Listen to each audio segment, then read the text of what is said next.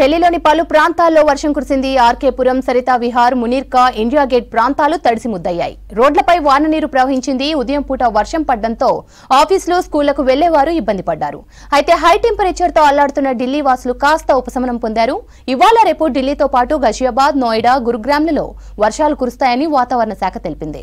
ఈ నెల 30న ఆదివారంలో చాలా ప్రాంతాల్లో ఈదురుగాలులతో పాటు మోస్తరు నుంచి భారీ వర్షాలు కురుస్తాయని ప్రకటించింది.